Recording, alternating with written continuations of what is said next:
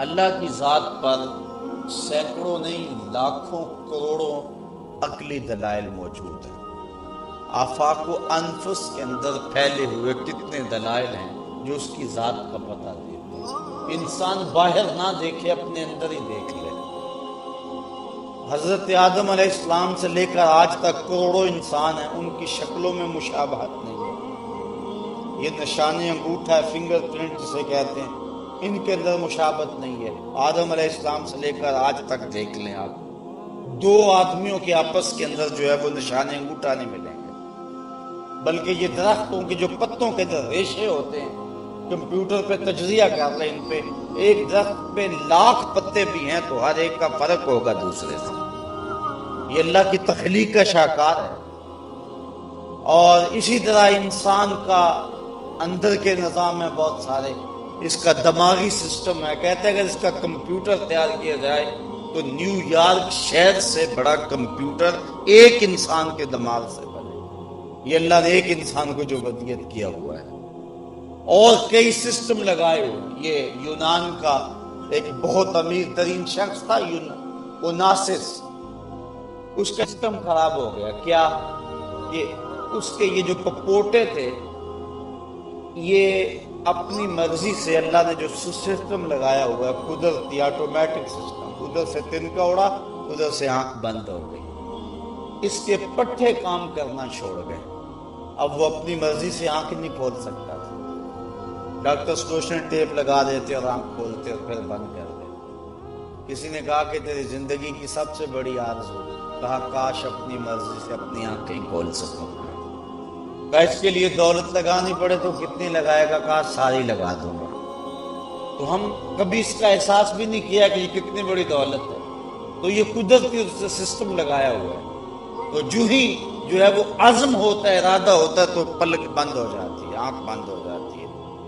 تو انسان اپنے اندر دیکھے، اس کی زبان پہ 4000 پھیلے ہوئے پٹھے ہیں جو ہے وہ احساس کرتے ہیں کہ یہ اس میں کرواہٹ ہے، اس میں جو ہے وہ نمک ہے، اس کے اندر مٹھاس ہے، اور اس طرح اس کے نظام انہضام اللہ تعالیٰ نے رکھا ہوا ہے۔ یہ جگر کا نظام ہے۔ انسان غور کرے، یہ آنکھ کتنی بڑی نعمت ہے۔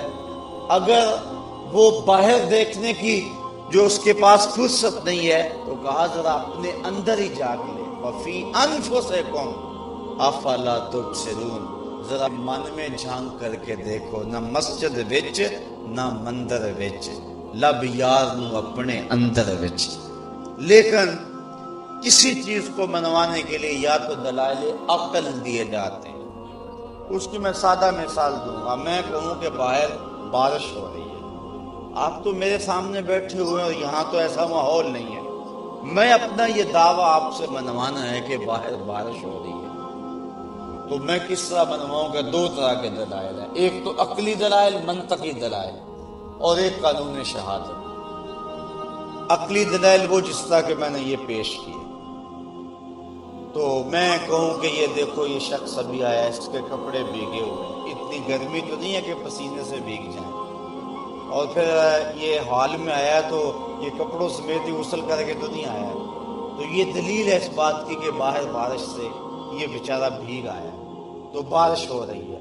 یہ عقلی دلیل آپ کے کسی گوشے میں آ جائے اور آپ اس کو تسلیم کر لیں اور میرے دعوے کو تسلیم کر لیں، لیکن یہ ممکن ہے کہ وہ کپڑوں سمیت غسل کر کے آیا، ایسا بھی ممکن ہے۔ تو جس کو میں نے عقل سے بنوایا اس کو توڑا بھی جا سکتا ہے، وہ شخص انکار کر دے کہ ایسا نہیں ہے تو بات ختم ہو جائے گی۔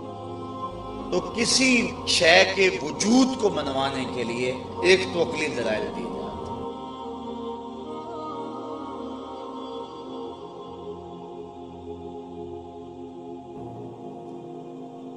میں کہتا ہوں کہ بارش ہو رہی ہے، اور یہ میں نے عقلی دلیل دی کہ یہ شخص دیکھو اس کے کپڑے بھیگے، آپ نے تسلیم کر لیا، میرا موضوع ختم ہو گیا۔ لیکن آپ اگر تسلیم نہیں کرتے عقل پہ، آپ کہتے کہ نہیں ہم نہیں اس بات کو مانتے، تو میں کیا کروں گا؟ میں آپ میں سے کسی شخص کو کھڑا کروں گا جو معتبر ہو، اور اس کو کھڑا کر کے کہوں گا جناب آپ بتائیں باہر بارش ہو رہی ہے؟ وہ کہے ہاں جناب بارش ہو رہی ہے۔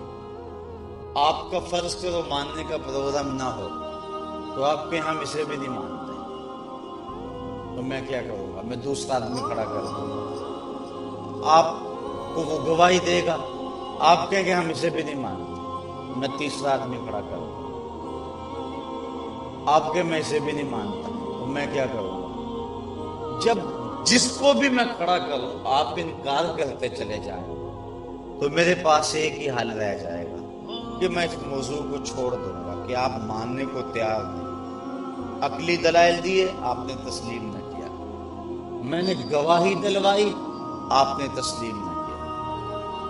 اللہ کی ذات پہ عقلی دلائل لاکھوں نہیں کروڑوں ہیں، اور گواہی کے طور پہ 1,00,000 کئی ہزار نبیوں کی گواہی اس کی ذات پہ موجود ہے، اور سارے ایک ہی بات کہہ رہے ہیں، اور اتنے لوگوں کا ایک نقطے پہ متفق ہونا منطق کی زبان کے اندر متواتر کہلاتا ہے، اور متواتر کا انکار عقل نہیں ہو سکتا۔ مثال کے طور پہ اگر کوئی یہ بات کہے کہ پاکستان کے خطے میں ایک شہر ہے کراچی، تو لوگ اس بات کی گواہی دیتے ہیں کہ وہ شخص دیکھ بھی آئے تو اس کے یقین میں اضافہ نہیں ہوگا، اس لیے کہ اتنے لوگوں کی خبر اور اتنے لوگوں کا ایک بات کہنا، اس کا انکار ہو ہی نہیں سکتا ہے، اس کو کہتے ہیں متواترات۔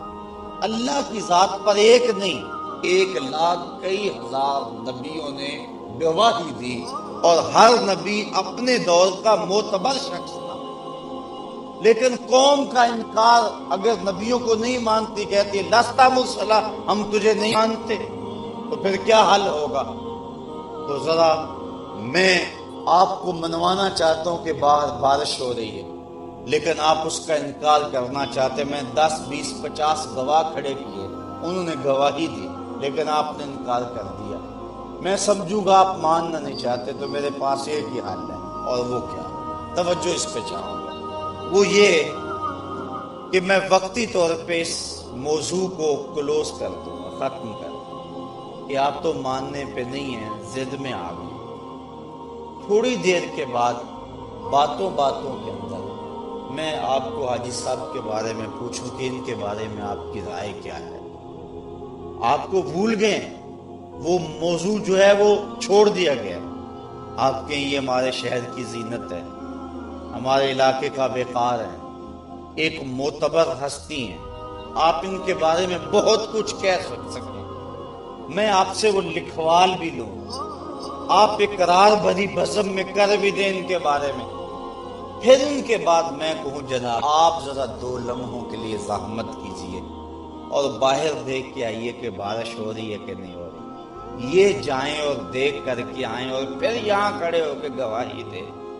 اب آپ انکار کرنا چاہیں بھی تو میں تو نہیں مکرنے دوں گا آپ کو، چونکہ میں نے ایسے شخص سے گواہی دلوائی ہے کہ جس کا اقرار میں نے آپ سے پہلے لے لیا ہے، میں نے جس کو بھی کھڑا کیا آپ نے انکار کر دیا، میں نے جس سے بھی گواہی دلوائی آپ نے کہا نہیں مانتے ہم، تو میں نے اس بات کو مختصر کیا، چھوڑا، اور میں نے پھر ان کے بارے میں پہلے پوچھ لیا، اور جب انہوں نے گواہی دی تو پھر آپ انکار کرنا چاہیں گے تو اصولاً انکار کر نہیں سکتے، انکار کریں گے تو آپ جھوٹے کہلائیں گے، میں سچا کہلاؤں گا۔ اللہ نے ہر نبی بھیجا، قوموں نے کہا لست مرسلا، ہم نہیں مانتے، جب تجھے نہیں مانتے تو تیرے دعوے کو کیسے مانے، تجھے نہیں مانتے تو تیرے رب کو کیسے مانے؟ کہا محبوب 40 سال تو اعلان نبوت نہیں کرنا، 40 سال تک تو نہیں بولنا، 40 سال تک ذرا یہ بولنے، میں ان کی رائے تیرے بارے میں لے لوں ان سے۔ اب انہوں نے صادق بھی کہا اور امین بھی کہا کہ نہ کہا۔ لوگ کہتے ہیں 40 سال حضور کو پتہ ہی نہیں چلا کہ میں نبی ہوں یا نہیں۔ میاں یہ تو حوصلہ ہے نبی کا کہ 40 سال بولتے رہے۔ آج کوئی منسٹر بن جائے، کوئی ناظم بن جائے، فائرنگ کر کے جب تک پورے محلے کو بتا نہیں لیتا اتنی دیر تک اسے چین ہی نہیں آتا۔ لیکن میں قربان نہ جاؤں محمد عربی پہ کہ سر پہ ختم نبوت کا تاج سجا ہوا ہے، 40 سال تک بولتے ہی نہیں، 40 سال تک نہیں بولے ہیں، جبکہ فما کنت نبیا وآدم بین الروح والجسد، نبی تو میں اس وقت بھی تھا جب آدم علیہ السلام کا خمیر تیار ہو رہا تھا، لیکن 40 سال نہیں بولے ہیں۔ کیوں؟ اس لیے کہ اللہ کی ذات کو منوانا مقصود تھا۔ حضور بھی اگر ماں کی آغوش میں کہہ دیتے کہ ہاں میں اللہ کا نبی ہوں، تو قوم کہتے لستا مسلم، تجھے بھی نہیں مانتے، بات ختم ہو جاتی۔ یہ تو نبوت کی آخری کڑی تھی، آخری گواہی تھی، اس کے بعد اس مقدمے کا فیصلہ ہونا تھا، اس کے بعد کوئی گنجائش باقی نہیں رہنی تھی۔ اس لیے کہا محبوب 40 سال تک تو نہیں بولنا، 40 سال تک ذرا یہ بول لیں، تجھے صادق بھی کہہ لیں، امین بھی کہہ لیں، اچھا محبوب اپنی امانتیں بھی تیرے گھر میں رکھ لیں۔ 40 سال تک انہوں نے امین بھی کہا، صادق بھی کہا، امانتیں بھی حضور کے گھر میں رکھی۔ کہا محبوب اب اٹھ تو میری گواہی دے۔ تو محبوب فاران کی چوٹی پہ چڑھ گئے اور سناد قریش کو کھڑا کیا۔ حضور اونچی جگہ پہ کھڑے تھے۔ کہا لوگوں اگر میں کہوں پہاڑ کس جانب سے ایک لشکر آ رہا جو تمہیں کچل دے گا تو کیا اس میری بات کو تسلیم کرو گے؟ کیونکہ حضور ایسی جگہ پہ کھڑے تھے جہاں وہ قریش بھی نظر آتے تھے اور دوسری سمت بھی نظر آتی۔ صوفیہ فرماتے ہیں اس سے مراد حضور کا اشارہ اپنے مقام نبوت پہ تھا کہ میں نبوت کی اس اونچی مسند پہ کھڑا ہوں جہاں دنیا کو بھی دیکھتا ہوں، آخرت دیکھتا ہوں۔ تمہاری نظر صرف ایک سمت ہے اور میں ادھر بھی دیکھتا ہوں۔ تو کہا میں اس پہاڑ کے اوپر کھڑا ہوں، میں ادھر بھی دیکھ رہا ہوں، اگر کہوں ادھر سے ایک لشکر آ رہا ہے جو تمہیں کچل دے گا مانو گے؟ کہنے لگے نظر نہ بھی آیا تو ہم کہیں گے ہم اندھے ہیں تم سچے ہو۔ کہا میری صداقت پہ اتنا یقین ہے؟ کہا ہاں۔ کہا پھر مان جاؤ اللہ ایک ہے اور میں اس کا رسول ہوں۔ اب انہوں نے کہا تبا لک ھنالک سائر الیوم الہذا جمعتنا، یہ ابو لہب نے کہا کہ صبح سے لے کر اس لیے جمع کیا تھا، تبا لک معاذ اللہ، یہ اس نے گالی دی تبا لک۔ اور جب گواہ پہ بحث مکمل ہو جائے تو اس کے بعد پھر فیصلہ ہو جاتا ہے، گواہ کے اوپر بحث کا موقع دیا جاتا ہے، اور اس وقت اگر جو اعتراض کرنا ہو گواہ پہ کر لو۔ جب گواہ پہ بحث مکمل کر لی جائے اور وہ دے گواہی اور اب کوئی کہے ہم اس گواہ کو نہیں مانتے تو عدالت توہین لگاتی ہے، عدالت کہ خبردار اب بولے تو۔ جب گواہ پہ بحث کا موقع دیا تو اس وقت کہاں گئے تھے؟ اب اگر کوئی بات کہے تو عدالت جھڑکتی ہے اور توہین عدالت لگتی ہے۔ تو 40 سال تک توحید کے اس گواہ پر بحث کا موقع دیا گیا تھا۔ اس وقت انہوں نے صادق کہا اور امین کہا، اور جب بات گواہی پہ آئی اور ابو لہب بولا تبا لک ھنالک سائر الیوم الہذا جمعتنا، تو اللہ نے توہین عدالت لگائی، خبردار آواز بند کر، منہ بند کر، تبت یدا ابی لہب وتب، تیرے دونوں ٹوٹ جائیں، تو پہلے کہاں گیا ہوا تھا؟ 40 سال تو صادق اور امین کہتا تھا اور آج کہتا ہے کہ نہیں مانتا، تو توہین عدالت لگی۔ تو اللہ کی ذات پر پھر سب سے بڑی گواہی اس دنیا کے اوپر قائم ہوئی تو وہ مصطفیٰ جان رحمت کی ذات، آفاق کے گوشے گوشے میں اس کی ہستی کے پھیلے ہوئے، عقل سلیم اس کا انکار نہیں کر سکتی، سارے نبیوں نے اس کی صداقت کی گواہی دی، لیکن وہ گواہی جس گواہی کے بعد کسی اور گواہی کی گنجائش بھی نہیں اور پچھلی ساری گواہیوں کی تصدیق ہو گئی، وہ گواہی ہے محمد عربی صلی اللہ علیہ وسلم۔ بلکہ باقی جتنی بھی گواہیاں تھیں نا اللہ کی ذات پہ، وہ تھی خاموش گواہیاں، صامت، اور حضور کی گواہی، حضور اللہ کی ذات پہ دلیل تھے، ناطق، بولنے والے دلیل۔ پتھر اللہ کی ذات پہ دلیل تھے نا، لیکن لوگوں نے پتھروں کو معبود بنا لیا، بول نہیں سکے۔ درخت اللہ کی ذات پہ دلیل تھے نا، درختوں کو لوگوں نے پوجنا شروع کر دیا، بول نہیں سکے، اور ہم تو اس کی گواہی دینے آئے، تم ہمیں پوج رہے ہو۔ چاند، سورج، ستارے یہ اس کی ذات پہ دلیل تھے نا، لیکن لوگوں نے چاند کی پرستش کی، اجرام فلکیہ کی پرستش کی، سورج کی پرستش کی، لیکن انہوں نے نہیں کہا کہ ہم تو میاں اس کی گواہی دینے آئے ہیں اور تم جو ہے وہ ہمیں پوج رہے ہو۔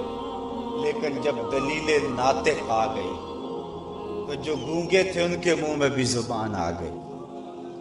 درخت کو لوگ پوچھتے تھے، درخت نے کبھی نہیں کہا تھا کہ مجھے کیوں پوچھتے ہو۔ ادھر حضور کی انگلی اٹھی اور قدموں میں آ کے سلامی دے رہا اور گواہی دے رہا ہے، رب کی بھی دے رہا ہے، اس کے رسول کی بھی دے رہا ہے۔ پتھر ہیں ابو جہل کی مٹھی میں، لیکن گواہی مصطفیٰ کی دے رہا ہے۔ وہ لے آیا نا مٹھی میں ابو جہل، کہنے لگا آپ اگر اللہ کے سچے نبی ہیں تو بتائیں میری مٹھی میں کیا ہے۔ یہ تو ابو جہل بھی جانتا تھا کہ جو نبی ہوتا ہے وہ پوشیدہ چیزوں کو جانتا ہے، اس لیے اس نے کہا تھا بتائیں نا میری مٹھی میں کیا ہے۔ تو حضور نے مسکرا کے کہا میاں میں بتا دوں یا مٹھی میں جو ہے وہی بتا دے؟ اچھا مجھے یہ بتاؤ، حضور کے لیے تو وہ پتھر پوشیدہ تھے اور حضور کے لیے تو پتھر غیب تھے، لیکن ان پتھروں کے لیے حضور غیب نہیں تھے؟ جو رکاوٹ حضور کے راستے میں ان پتھروں پر تھی تو ان پتھروں کے راستے میں تو وہی ہاتھ کی رکاوٹ تھی، لیکن نبی کی توجہ ہوئی تو پتھروں کے اندر بھی غیب آ گیا۔ نبی تو پھر نبی رہا ہے نا۔ تو ان پتھروں نے پھر بول کر حضور کی گواہی دی کہ نہ دی۔ اور پھر لطف کی بات یہ ہے پتھروں نے یہ بھی نہیں سوچا مٹھی کس کی میں ہے، پتھروں نے ہمیں سبق پڑھایا اور درس دیا، حق بات کہنی پڑے تو ابو جہل کی مٹی ہو تو وہاں بھی کہہ دیا کرو، حق بات کہنے سے جھجکا نہ کرو، جس کی مٹھی بھی ہو وہاں حق کہہ دیا کرو۔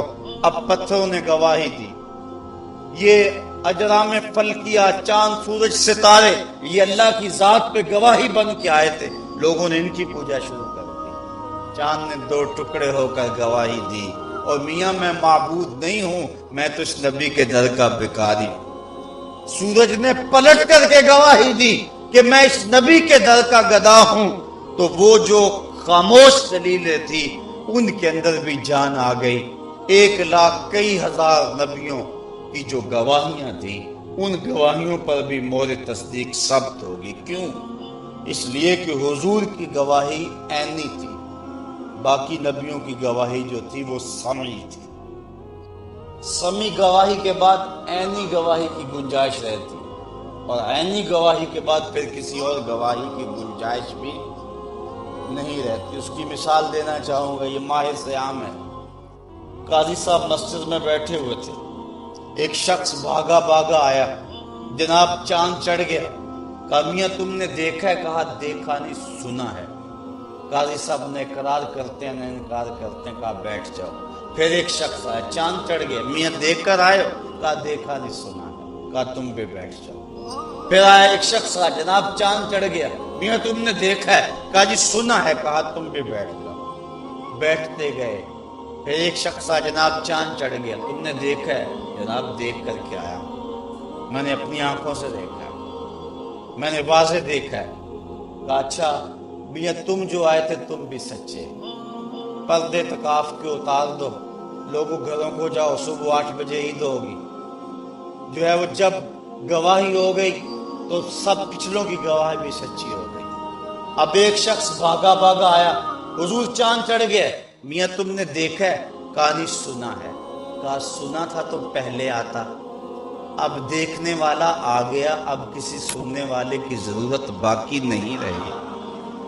جب مصطفیٰ جان رحمت آگے، ختم نبوت کی مہر لگ گئی، اب کوئی قادیان سے اٹھ کر کے کہے کہ میں نے بھی سنا ہے، کہا میاں اگر سنا تھا تو پہلے آتا، اب دیکھنے والا آ گیا، اب کسی سننے والے کی کوئی گنجائش ہی باقی نہیں ہے۔ باقی سب کی گواہیاں جو تھی وہ سمعی تھی، اور حضور کی گواہی عینی۔ سب نبیوں نے قوم کو کہا لوگوں اس کو مانو، قوم نے کہا دیکھا ہے، کہا نہیں سنا ہے۔ قوم کہا لن نؤمن لک حتی نری اللہ جہرا، ہم تو دیکھیں گے تو مانیں گے، ہم دیکھیں گے تو مانیں گے۔ یہ سارے نبیوں کی قوموں نے تقریباً یہ کہا ان کو کہ ہم دیکھیں گے تو مانیں گے، لیکن یہ بات حضور کی قوم نے نہیں کہی کہ دیکھیں گے تو مانیں گے۔ کیوں؟ اس لیے کہا جب تجھے جو دیکھ لیا، جب تجھے دیکھ لیا پھر اسے دیکھ لیا۔ سر سے لے کر پاؤں تک تنویر ہی تنویر ہے، جیسے منہ سے بولتا قرآن وہ تفسیر ہے۔ سوچتی ہے دنیا مصطفیٰ کو دیکھ کر، وہ مصور کیسا ہوگا جس کی یہ تصویر ہے۔ من رعانی فقد رعا الحق، جس نے اللہ کو دیکھنا ہے وہ میرے جمال کو دیکھ لے، میں اس کے جمال کا عکس اور آئینہ ہوں۔ جس نے مجھے دیکھ لیا اس نے گویا اسے دیکھ لیا۔ تو اللہ کی ذات کی سب سے بڑی دلیل، جس دلیل کے بعد کسی اور دلیل کی ضرورت نہیں رہتی، اور یہ جو مقدمہ تھا اس کا فیصلہ ہو جاتا ہے، وہ دلیل ذات رسالت مآب ہے۔ اور اللہ تعالیٰ قرآن میں فرمایا یا ایھا الناس قد جاءکم برہان من ربکم، اے لوگو تمہارے پاس اللہ کی یہ سب سے بڑی دلیل آ گئی ہے۔ اب کوئی اور دلیل نہیں مانگو گے مصطفیٰ کے بعد، اب اس کی الوہیت کے اور اس کے وجود کے اس بات پر کسی اور دلیل کی تمہیں ضرورت نہیں۔ جب محمد عربی آگے ہیں تو اس مقدمے کا فیصلہ ہو چکا ہے۔ اور یہ بات ذہن میں رکھیں کہ ہم خدا تک پہنچے تو اسی بڑی دلیل کے ذریعے۔ عقلی دلائل بھی اپنی جگہ پہ ٹھیک ہیں، لیکن عقل کے بل بوتے پہ اس کی چوکھٹ تک کوئی نہیں پہنچ سکتا۔ عقل کے بل بوتے پر ایک اذعان تو ملے گا، ایک یقین تو ملے گا، لیکن اس کے در تک رسائی نہیں ہوگی۔ اور وہ رسائی کہاں سے ملے گی؟ وہ مصطفیٰ کی چوکھٹ سے نصیب۔ بخدا خدا کا یہی ہے در، نہیں اور کوئی مفر مکر، جو وہاں ہو یہیں آ کے ہو، جو یہاں نہیں وہ وہاں نہیں، وہی لا مکان کے مکی ہوئے، سر عرش تخت نشیں ہوئے۔ یہ نبی ہیں جس کے ہیں وہ مقام، وہ خدا ہے جس کا مقام۔ ایک بات اپنے سارے عنوان کا خلاصہ سمجھ لے اس کو، اس کے علاوہ کوئی اور ذریعہ ہی نہیں ہے، اس کے علاوہ کوئی اور حل ہی نہیں ہے۔ یہی ایک ذریعہ ہے جس کے ذریعے ہم خدا تک پہنچتے ہیں۔ اور اس کی معیت ایک روایت جس کو امام حیثمی نے مجموع الزوائد میں لکھا، حضور نے ایک شخص سے گھوڑا خریدا اور آقا کریم علیہ السلام قیمت لینے گئے تو وہ آتے آتے مکر گیا۔ حضور نے کہا میں نے خریدا، وہ بیچا ہی نہیں ہے۔ لوگوں کا ہجوم بن گیا۔ اب اس نے سوچا کہ اگر فیصلہ لوگوں پہ پڑا تو صادق بھی یہ ہے، امین بھی یہ ہے، کام تو بڑا خراب ہو جائے گا۔ اس نے کہا اچھا جی آپ ہی بتائیں، جب دو آدمیوں کے مابین جھگڑا ہو جائے تو آپ کی شریعت میں تسویہ کی صورت کیا ہوتی ہے؟ تو حضور فرمایا کہ میری شریعت تو یہ کہتی ہے جو شخص دعویٰ کرتا ہے وہ دلیل، والیمین علی من انکر، جو انکار کرتا ہے وہ قسم دے دے۔ اس نے کہا پھر فیصلہ طے ہو گیا، اگر آپ نے مجھ سے گھوڑا خریدا ہے تو آپ دلیل لائیں، گواہ لائیں، اور اگر آپ کے پاس گواہ نہیں ہے تو مجھ سے قسم لے لیں۔ مکر تو وہ پہلے گیا تھا، قسم دینا بھی اس کے لیے مشکل نہیں تھا۔ تو حضرت خزیمہ بن ثابت انصاری جو اس مجمع میں موجود تھے اور یہ منظر دیکھ رہے تھے، آگے بڑھ کے کہا میں گواہی دیتا ہوں، اللہ کے رسول نے تجھ سے گھوڑا خریدا ہے، جتنے میں کہہ رہے ہیں اتنے میں سودا ہوا ہے۔ اب اس نے مفت دیا ہوا ہوتا تو پھر تو شاید وہ کوئی اس پہ بات کرتا، اس نے پہلے ہی مرضی کا ریٹ لیا ہوا ہے۔ اس نے کہا چلو راہ فرار ملی، کہا ٹھیک ہے جی مجھے گواہی درکار تھی، مجھے مل گئی۔ حضور نے گھوڑا تھاما، کاشانہ نبوت کی طرف چلے، لوگ ہٹتے لگے، مجمع چھٹنے لگا۔ حضور نے حضرت خزیمہ کو اشارہ کیا، قریب بلائے، کہا خزیمہ تو نے گواہی دے دی، بات بھی سچی، گھوڑا بھی مل گیا، لیکن تو موقع پہ موجود ہی نہیں تھا، تو نے کیسے گواہی دے دی؟ اب سنی حضرت خزیمہ کا جواب، میرا خیال آپ کے سینے میں ٹھنڈ پڑ جائے وہ جواب سن کر۔ حضور نے کہا تو نے گواہی کیسے دے دی، تو موقع پہ موجود ہی نہیں تھا۔ حضرت خزیمہ نے عرض کی، حضور ہم نے خدا کو دیکھا تھا، آپ نے کہا تو گواہی دے دی، جب ہم آپ کے کہنے پہ خدا کو مان لیا تو گھوڑا کیا ہوتا ہے؟ تو حضور نے حضرت خزیمہ کا ہاتھ پکڑ کے فضا میں بلند کر دیا، کہا لوگو کسی عدالت کچہری میں گواہ کی ضرورت ہو، میری شریعت 2 گواہ مانگتی ہے، قرآن نے 2 گواہوں کا کہا ہے، لیکن جہاں میرا خزیمہ ہو ایک کی گواہی 2 کے قائم مقام ہے۔ فیض پہنچا ہے رضا احمد پاک کا، ورنہ ہم کیا جانتے خدا کون ہے، کیسے رسائی ملتی؟ اقبال کہتا ہے خو کرے پے کرے محسوس تھی انسان کی نظر، بن دیکھے پھر خدا کو کوئی مانتا کیوں کر، انسان کی نظر تو دیکھنے کی عادی تھی، میں نے بات جہاں سے شروع کی بات کہیں آ گئی، اس نے کہا دکھاؤ تو مانوں گا۔ قوم موسیٰ نے بھی کہا لن نؤمن لک حتی نری اللہ جہرا، ہم دیکھیں گے تو مانیں گے، لیکن اس کے جلووں کی تاب کون لا سکے؟ کون ہے اس کے جمال جہاں آرا کو دیکھ سکے؟ ایک تجلی صفاتی کا پرتو طور پہ پڑا تھا تو طور برقرار نہ رہ سکا، تو یہی بہتر ہے کہ وہ پردے میں روح پوش رہے، وہ اگر پردہ اٹھا دے تو کسے ہوش رہے؟ تو کوئی ہوش تو برقرار رکھ نہیں سکتا، تو کہا کہ پھر دیکھنا بھی ہے مجھے، تو پھر کیسے دیکھیں؟ کہا مجھے تو نہیں دیکھ سکتے، میرے شاہکار کو تو دیکھ سکتے، اگر مجھے دیکھنا ہے تو میرے محمد کو دیکھ لو، جس نے میرے محمد کو دیکھ لیا اس نے رب محمد کو دیکھ لیا۔ حضرت امام محمد بن حسن الشیبانی، یہ امام اعظم ابو حنیفہ کے شاگرد، بڑے خوبصورت، باطن کا نور الگ۔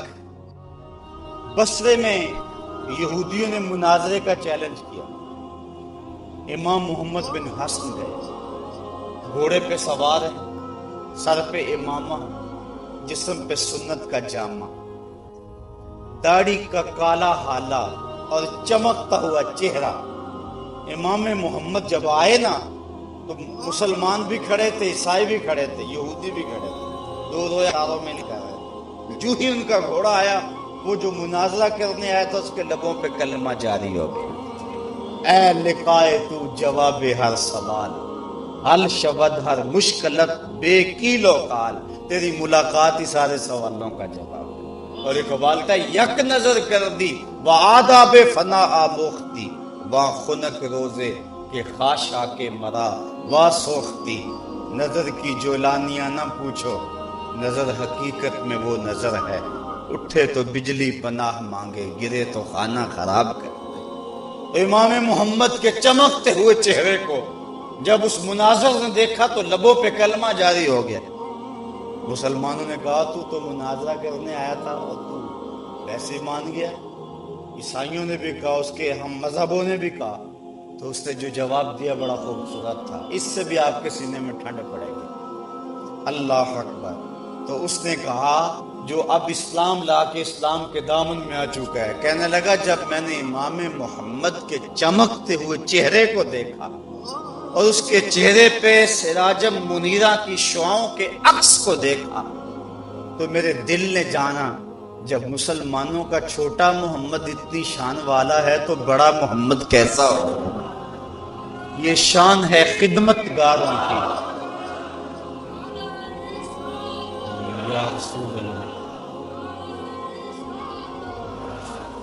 یہ شان ہے خدمت گاروں کی، سرکار کا عالم کیا ہوگا۔ جنہوں نے امام محمد کو دیکھا وہ میرے آقا محمد تک پہنچے، اور جنہوں نے مصطفیٰ جان رحمت کو دیکھا وہ خدا تک پہنچے۔ تو کہا کہ خدا کی سب سے بڑی دلیل یہی دلیل ہے، اب کوئی انکار کرنا چاہے بھی تو انکار نہیں کر سکتا ہے، اور پھر لطف تو یہ ہے کہ سارا دن اب وہ مخالفت کرتے مانتے پھر بھی حضور کے گھر میں پڑی ہوئی، اور یہ عمل سے گواہی ہے کہ پورے زمانے میں شک سے سچا اور کھرا آدمی کوئی دوسرا نہیں ہے۔ تو اگر اس کی ذات پر سب سے بڑی دلیل ڈھونڈتے ہو تو وہ ذات رسالت مآب صلی اللہ علیہ وآلہ وسلم ہے۔